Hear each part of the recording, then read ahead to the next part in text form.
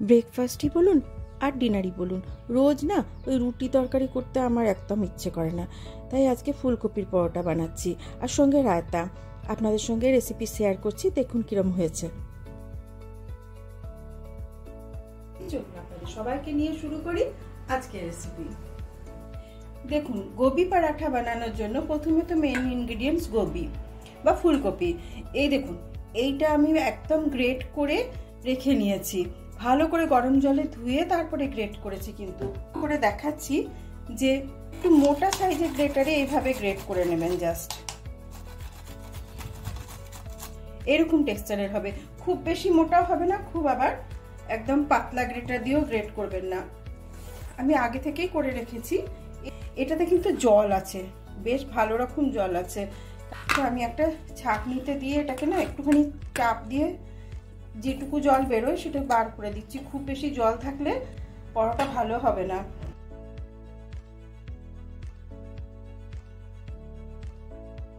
আর এর সঙ্গে কি কি যাবে আরো সেগুলো একটু বলে দিই। এখানে খুব কুচো করে কাটা পেঁয়াজ আছে, একটু কাঁচা লঙ্কা আছে, এই দুটো তিনটে কাঁচা লঙ্কাকে কুচিয়ে রেখেছি। রসুন একটু বেশি নিয়েছি, 10 থেকে 12টা রসুনের কলিকে ভালোভাবে গ্রেট করে রাখা আছে, একটু আদা গ্রেট করে রাখা আছে। আরও কিছু যাবে, সেটা আমি যখন বানাবো তখন বলবো। এগুলো সব কটা ওই গোবির স্টাফিংয়ে যাবে। স্টাফিংয়ের মশলা বলে দিলাম কি কি যাবে। এবার বলি আটা। এখানে দেখুন এখানে 1.5 বাটি আটা নিয়েছি, তার সঙ্গে এই 1 বাটি ময়দা আমি মিশিয়ে দিলাম। আমরা পুরো ময়দার পরোটা খুব একটা খাই না, আপনারা খেলে পরে পুরো ময়দাতে বানাতেই পারেন। আর এর সঙ্গে স্বাদ মতো একটু নুন দেবো, আর সামান্য একটুখানি রিফাইন্ড অয়েলের ময়ান দেবো। বেশ, আর কিছু আটার মধ্যে দেবো না। দিয়ে এটাকে এরকম পরোটা বা অন্য লুচি টুচির আটা মাখেন যেরকমভাবে, সেরকমভাবেই মেখে এটাকে একটু রেস্টে রেখে দিচ্ছি। আচ্ছা, এবার আমি এটাতে অল্প অল্প জল মিশিয়ে যেরকম একটা সফট টু মিডিয়াম ডো যেরকম বানাই পরোটা আর লুচি, সেরকম একটা মেখে এটাকে রেখে নিচ্ছি। দেখুন, আটা মাখা হয়ে গেছে। আমি একটা মিডিয়াম সফট ডো তৈরি করেছি, এই যে ঠিক এরকম হবে। এবার আমি চলে যাচ্ছি এই গোবির স্টাফিংটা কিভাবে বানাবো সেটাতে। চলুন। তেল খুব কম দেবেন, একদম নামমাত্র তেল দেবেন। এবারে এর মধ্যে পেঁয়াজ দিয়ে দিচ্ছি প্রথমে।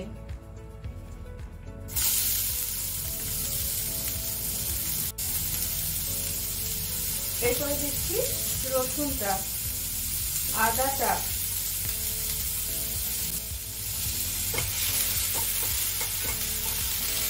এইগুলো যা একটু ফ্রাই হবে, কোনোটাই কিন্তু মানে খুব বেশি ভাজা হবে না, জাস্ট ট্রান্সলুসেন্ট হবে। আর তখনই আপনারা এই কপিটা দিয়ে দেবেন,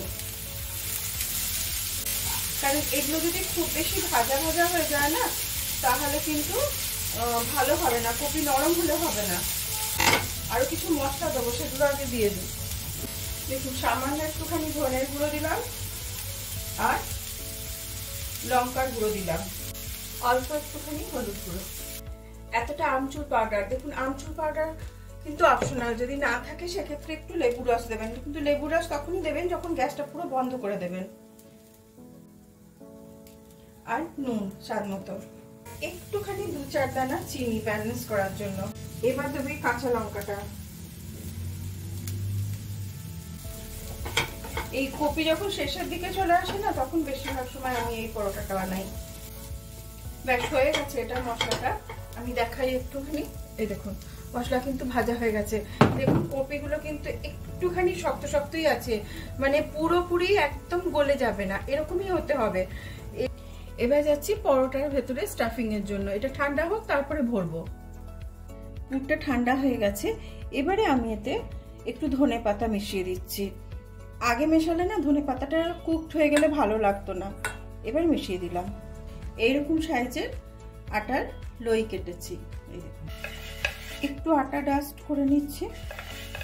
আটা দিয়ে বেলবো, যেরকম ট্র্যাডিশনালি ঘরে যেরকম কচুরি বা যে সমস্ত আমরা পরোটা খাই, তাতে এই একটু বেশি করে পুরটা ভরবো।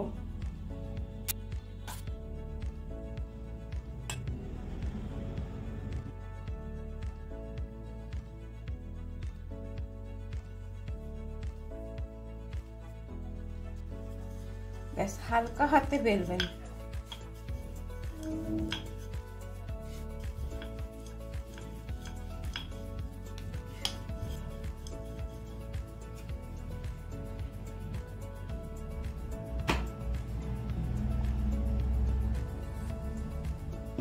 আরেকটা দেখাচ্ছি।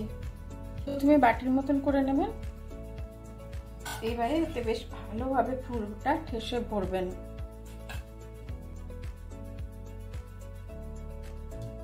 খেতে কিন্তু দারুণ হয়।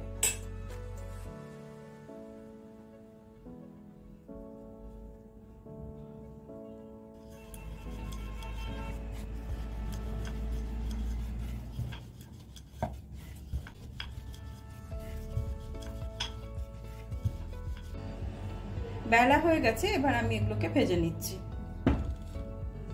দেখুন তাওয়া গরম হয়ে গেছে, এবার একটা একটা করে পরোটা আমি ভেজে নিচ্ছি। দুটো পিঠ খুব ভালোভাবে সেঁকবেন প্রথমে। এই দেখুন এরকম কালার হলে তারপরে উপরে তেল ব্রাশ করবেন, তার আগে নয়। খুব বেশি তেল দেবো না, অল্প অল্প করে একটুখানি রিফাইন অয়েল দিয়ে ভেজে নিচ্ছি।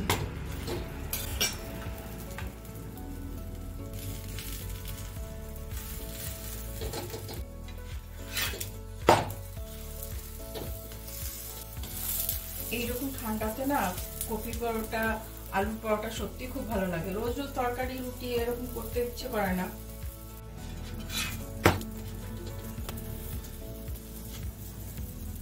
এই দেখুন একটা হয়ে গেছে। সব কটাকে করে নিই, তারপরে দেখাচ্ছি পরিবেশন করছি। দেখুন এই টক দই নিয়েছি, দইয়ের মধ্যে নুন আর চিনি জাস্ট ভালোভাবে এরকম ভাবে মিশিয়ে নিয়েছি। এই একটা বিটারের সাহায্যে মিশিয়ে নেবেন। এবার যখন পরিবেশন করবো ওপর থেকে কিছু জিনিস দেবো, তখন দেখাচ্ছি। এখানে দই রেখেছি, দইয়ের উপরে একটুখানি এই রোস্টেড জিরে পাউডার আর একটু লঙ্কার গুঁড়ো আর একটু টুকরো ধনেপাতা দিয়ে দিচ্ছি। ব্যাস বাটার দিয়েছি একটু, আমার হাজবেন্ড বাটার দিয়ে খেতে পছন্দ করে কপির পরোটা বা আলুর পরোটা। আর সঙ্গে পেঁয়াজ আর লঙ্কা আর এরকম দইয়ের সঙ্গে সার্ভ করুন, দারুণ লাগবে খেতে। আচ্ছা আমি ভেতরটা দেখানোর চেষ্টা করছি। দেখুন একটু খুব গরম আছে, স্টাফিংটা দেখুন পুরো ভর্তি, এতটাই সুন্দর হয় আর খেতে তো দুর্দান্ত হয়। একদিন করে দেখবেন আর আমাকে কমেন্ট বক্সে অবশ্যই জানাবেন। আর যে সমস্ত দর্শক বন্ধু আমার চ্যানেলে নতুন দর্শক, তাদের কাছে আমার বিশেষ অনুরোধ, প্লিজ চ্যানেলটাকে সাপোর্ট করুন আর সাবস্ক্রাইব করবেন, পাশে থাকবেন। আর পুরনো দর্শকরা আমার সঙ্গে থাকবেন অবশ্যই। আর যে সমস্ত দর্শক বন্ধু ফেসবুক পেজ থেকে দেখছেন তারা প্লিজ ফলো করবেন। অনেক অনেক ধন্যবাদ। সঙ্গে থাকুন, সুস্থ থাকুন।